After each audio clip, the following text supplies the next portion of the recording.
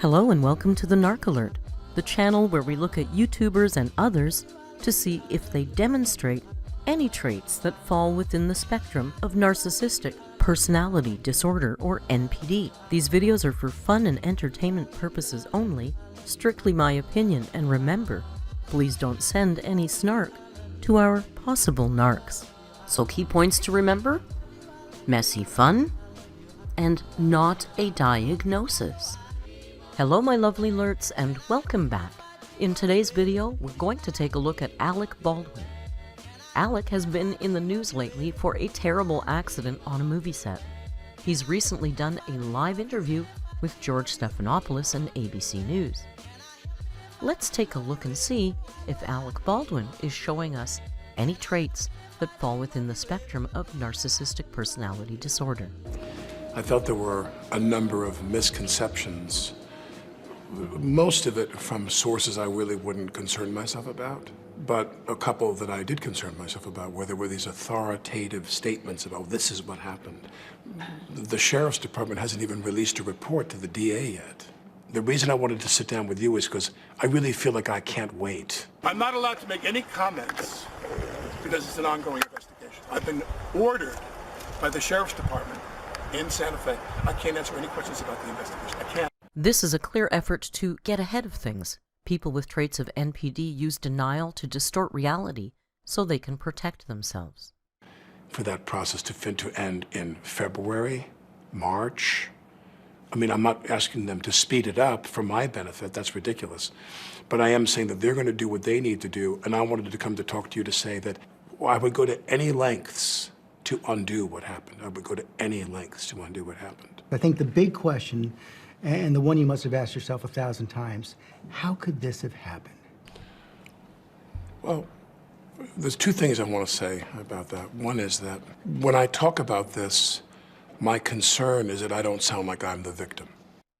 His incredible arrogance is concerned that people will mistake him as the victim and forget Helena Hutchins. Because there is a victim. There's a woman who died, and my friend got shot. He's my friend. And she was a new friend. I met her and we worked together on some of the mapping out of what we're going to do on the film, which, you know, in the movie terms, if you go make a movie with Scorsese, you and the DP don't sit down and they solicit your ideas of how to make the film, you know what I mean? In the case of Helena, we sat down collaboratively and talked a lot about what we wanted to do in that a precious amount of time we had. We know a common trait of NPD is lying and exaggerating. Alec Baldwin met Helena Hutchins once for dinner in a group before filming. He appears to be making the relationship appear deeper than it was in reality, to align himself with her as the victim. But I want to make sure that I don't come across like I'm the victim, because we have two victims here. And the second thing is that all of what happened on that day leading up to this event was precipitated on one idea, and that is that Helena and I had something profound in common. And that is we both assumed the gun was empty. He keeps reminding us he is not the victim over and over, and yet at every opportunity, he aligns himself with the true victim. I am a purely creative producer.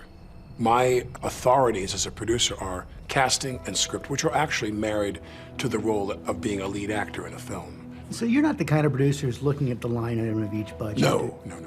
There are basically two types of producers who are really in charge of production. People that raise the money and the people who spend the money. My consultations or approvals were completely about casting and about the script. This sounds much like projection and blame. He is clarifying his role as a producer was special. Projection is an unconscious process where a narcissist doesn't have to experience anything negative in themselves, but sees it as external. Those traits are projected onto someone else or a group of people instead. I don't hire anybody in the crew. Not even the cinematographer, no one? No, but he will apprise me of what he's doing. A distinction without a difference. She was someone who was loved by everyone who worked with and liked by everyone who worked with and admired.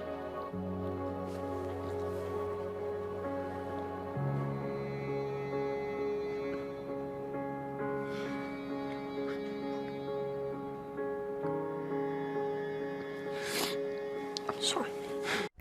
I'm sorry too. In my opinion, that looks rehearsed and unconvincing.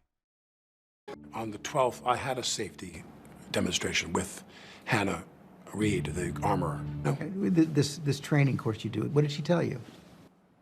She'd say things like, remember, this is a blank round, so you have to create the discharge yourself because there's no projectile. And she'd say to you, when we're done, point the gun down. When we're done, you give the gun to me or to Halls, only those two people. Dave Halls was Rust's assistant director, also known as the first AD. Sometimes we would be on a set that was a very, very cramped set, and they wanted people in that room on an as-needed basis. If I'm holding the gun and they say cut, I then hand the gun to Halls if she's not there. Yeah, why Halls, not Hannah? Some people have said that only the armorer should be handling No. it. That's inaccurate. Meaning in the protocols of the business, meaning Hannah would to hand me the gun 99% of the time. Whatever, the preponderance of the time. I know the body language channels are having a field day with this. He also seems to be twisting facts and deluding himself to avoid anything that may make him in any way responsible. That she was hired for 2 positions on the film and therefore was stretched in an inappropriate way. Did she raise any of those concerns with you? No, I assume that everyone who's shooting a lower budget film is stretched, myself included. The young woman on her second major film was put into 2 positions. Alec contends she knew this, and even he, the special and unique one, was also stretched. No one works harder than a narcissist. And I got no complaints from her or the prop department. I'm not sitting there when I'm getting dressed and ready to go do a scene saying, oh my God, the prop woman seemed very harried today. A full, arrogant display. Why should he demean himself to pay attention to his co-workers who are so beneath him? He even smiles, and then quickly changes his tune to try and cover up his haughty attitude. I didn't get a sense of that from any of the people on the film. The first time I heard that there was any problem with anybody in the crew of the film was when Luber said, well, we have some issues here. Lane Looper, the first camera assistant, would email production managers a resignation letter later that night, citing safety concerns. Quote, during the filming of gunfights on this job, things are often played very fast and loose. So far, there have been 2 accidental weapons discharges. He also wrote about concerns about reasonable rest and housing for local crew with long commutes to the set. When he quit, now, the day before that happened, we wrapped. And he came up to me and he said, thank you for the position you've taken on behalf of IATSE and the union on social media. He said, because we have some issues here. I said, such as? And he said, my men need a better hotel room. There was no mention of safety issues. He didn't say anything about the accidental discharges on set? He didn't say anything about anything. He goes, my men need better hotel rooms. No one should be working around firearms when they are exhausted. The hotel room issue was about the commute. The man clearly outlined the safety issues first in his letter. Alec is discrediting him. I said, well, we're leaving, we're wrapping. Will you be here tomorrow? He said, yes. Because what I was about to do, which I've done on any number of films and TV projects, was to give more of my salary back to the production to pay for X. And I was about to say to him, let me know what it would be to B&B you guys in a house that's closer to how we can address your problem. I will be happy to contribute to that. The next day they were gone. This is future faking to make himself look good. He would have helped with housing. It's not his fault they left. He is remiss in mentioning that housing was not the main or only reason that the crew quit. So you had no sense from anyone on the set that people had been stretched to the point where safety was compromised? No. I never heard one word about that, none. So, there were various incidents on set prior to the crew quitting. They wrote a detailed letter to the producers, of which Alec Baldwin is one, and yet he heard nothing about the safety issues. None.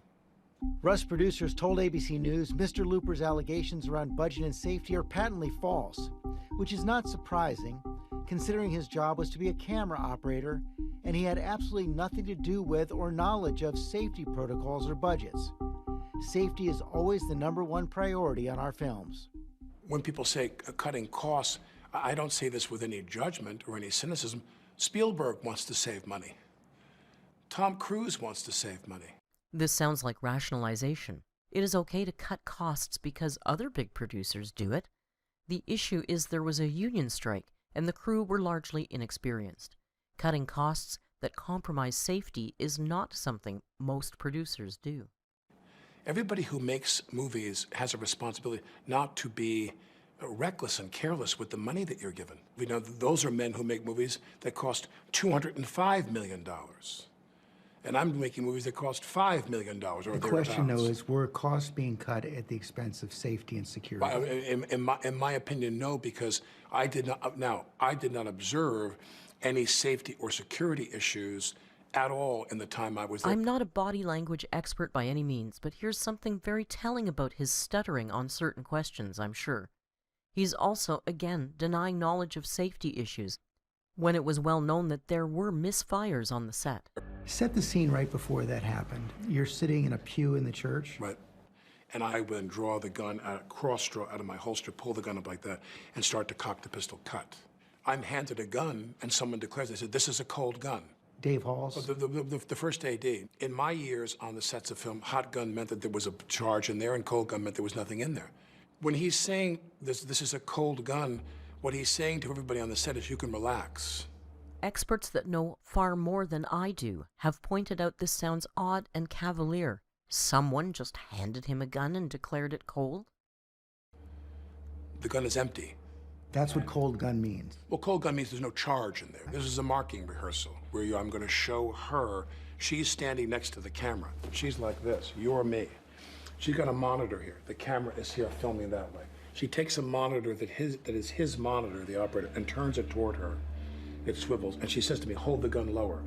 Go to your right. Okay, right there. All right, do that. Now show it a little bit lower. And she's getting me to position the gun. Everything is in her direction. This feels like blame shifting. It was all at her direction. Despite the training he had and the people on set, no one thought that pointing the weapon at a person was unusual or unsafe. I'm holding the gun where she told me to hold it, but we kept doing this. So then I said to her, now in this scene, I'm going to cock the gun. And I said, do you want to see that? And she said, yes. So I take the gun and I start to cock the gun. I'm not going to pull the trigger. I said, do you see that? She goes, well, just cheat it down and tilt it down a little bit like that. And I cock the gun. I go, can you see that? Can you see that? Can you see that? And she says, and then I let go of the hammer of the gun and the gun goes off. Joining me now is Steve Wolf, a special effects coordinator and theatrical firearms safety expert with more than 30 years of experience. And so the gun. And this is one of the big headlines from this interview. Alec Baldwin made the claim that he never pulled the trigger, that what he did was he pulled the hammer back and then released it. Explain to us exactly what happened. Okay, explain to me what he's claiming and how plausible that is. Okay, so not plausible. On a single action revolver, when you pull the hammer back, which is an intentional act, click, click, click, click. Now the hammer is set. When you pull the hammer back and let go, as you can see, I'm not holding this, the hammer doesn't go anywhere. When you press the trigger, which is, I'm going to do it with this finger so you can see what a minute act that is. It takes very little to press the trigger there. So option one, he pressed the trigger, but it was such a minor press that he wasn't aware that he had, ordered that signal from his brain.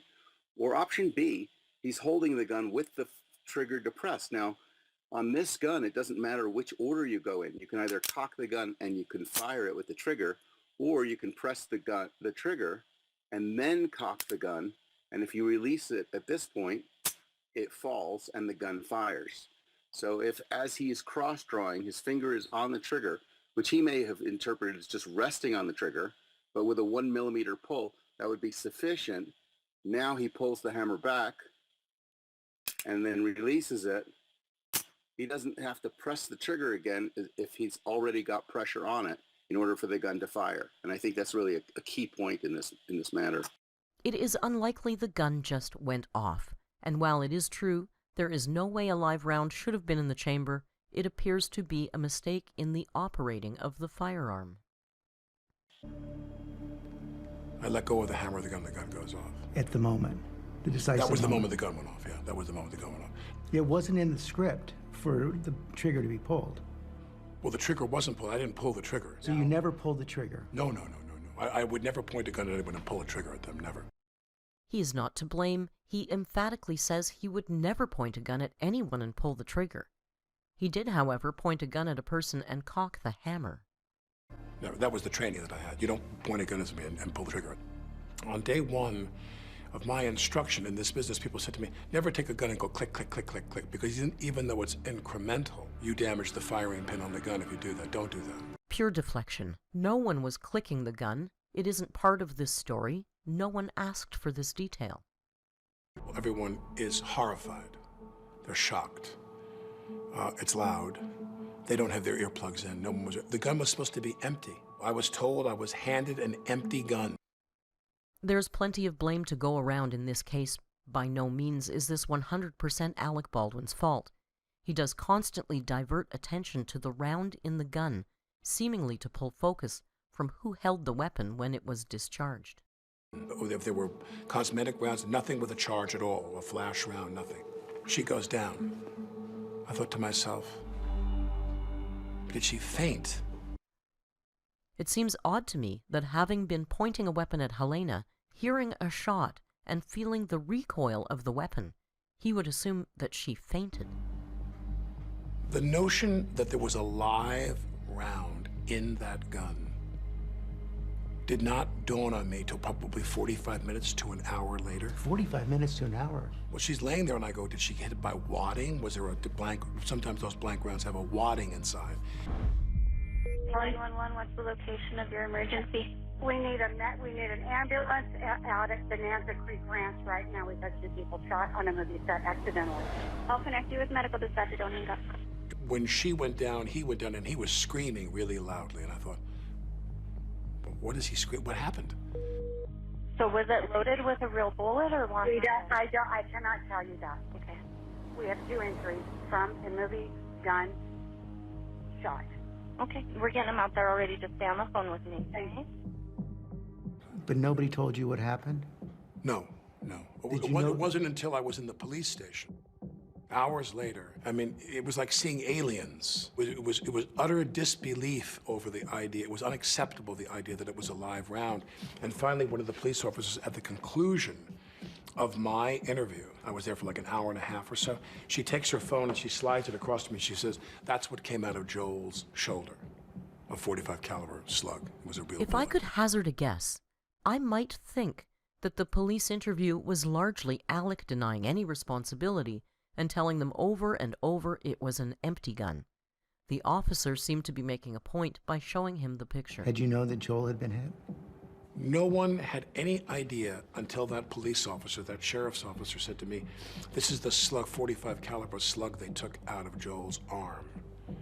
And then the kind of insanity-inducing agony of thinking that someone put a live bullet in the gun. His immediate agony is thinking about someone putting a live bullet in the gun. Most people would think, OMG, I accidentally shot someone. He never misses a beat at shifting blame. At the end of, she was laying there, and she was there for a while. I was amazed at how long they didn't get her in a car and get her out, but they waited and a helicopter came. Once again, shifting some blame, the implication being, had they come faster, she would be alive. It's not his fault. When she finally left, I don't know how long it was she was there, 30 minutes, 40 minutes? It seemed like a very long time. But they kept saying, well, she's stable. Like nobody, just as you disbelieved that there was a live round in the gun, you disbelieved that this was going to be a fatal accident. He constantly focuses on the live round in the gun as if it is the only mistake that aided in her demise. It is very clear that he had zero responsibility. So you didn't know exactly how serious it was? At the very end of my interview with the sheriff's department, they said to me, we regret to tell you that she didn't make it, she died. They told me right then and there. People said to me, I got countless people online saying, you idiot, you never point a gun at someone. Well, unless you're told it's empty, and it's the director of photography who's instructing you on the angle for a shot we're going to do. It wasn't his fault. They told him it was an empty gun, and Helena herself instructed him to point it at her. So then, gun safety rules do not count as long as someone tells you to do something? And she and I had this thing in common where we both thought it was empty, and It wasn't. And that's not her responsibility. That's not my responsibility. Whose responsibility is remains to be seen. But I do. Well, there are some who say you're never supposed to point a gun at anyone on a set, no matter what. Unless the person is the cinematographer who's directing me where to point the gun for her camera angle. When questioned about his adherence to gun safety, he gets defensive and spits out once again that she told him to do it. That's exactly what happened. That day, I did exactly what I've done every day on that movie. Which is what? Which is that there's an armorer there, and that word is new to me. In the years I've been in this What did business, you call it? It was a prop guy or woman. And the prop person would come, and sometimes they would insist on demonstrating for you and the camera crew. They take the gun, if it was a contemporary gun, they show you the chamber, they show you the clip, they'd say, the gun is cold. And you look at it and go, thank you. And in the 40 years... Sometimes that would happen. Not all the time. Well, but no, sometimes they wouldn't demonstrate to me. Some insisted on demonstrating. They would do the demonstration for everybody there right before we rolled the camera, or rehearsed. Then there were others who they didn't do that because I trusted them to do the job. He is a victim. All he did was trust people to do the job. He did not insist on safety precautions if they decided to skip them because he trusted the prop guy. I would do anything in my power to undo what was done. I don't know how that bullet arrived in that gun, I don't know. But I'm all for doing anything that will take us to a place where this is less likely to happen again. Every single time I'm handed a gun on a set, every time, Mark, they hand me a gun, I look at it, I open it, I show it to the person I'm pointing it to, we show it to the crew. Every single take, you hand it back to the armor when you're done, you do it again. Right. Everyone does it. Everybody knows it. Why did you choose in your 40 years not to check the gun yourself? What I was taught by someone years ago was, as I said, if I took a gun and I popped a clip out of a gun or I manipulated the chamber of a gun, they would take the gun away from me and redo it. The prop person said, don't do that, when I was young. And they'd say, one thing you would need to understand is we don't want the actor to be the last line of defense against a catastrophic breach of safety with the gun. My job, they told me, man or woman, my job is to make sure the gun is safe, and then I hand you the gun and I declare the gun safe. The crew's not relying on you to say that it's safe. They're relying on me to say that it's safe. When that person who was charged with that job handed me the weapon, I trusted them, and I never had a problem. And this was from the beginning of your career? From day one. There's one person that's supposed to make sure that what is in the gun is right and that what's wrong is not in the gun. One person has that responsibility to maintain the gun. This is true. The armorer is responsible for the gun. It seems, though, that many actors, knowing they're handling a weapon capable of grievous harm, also safety check. Alec never felt the need. And what is the actor's responsibility? When you say what is the actor's responsibility is to do what the prop armorer tells him to do.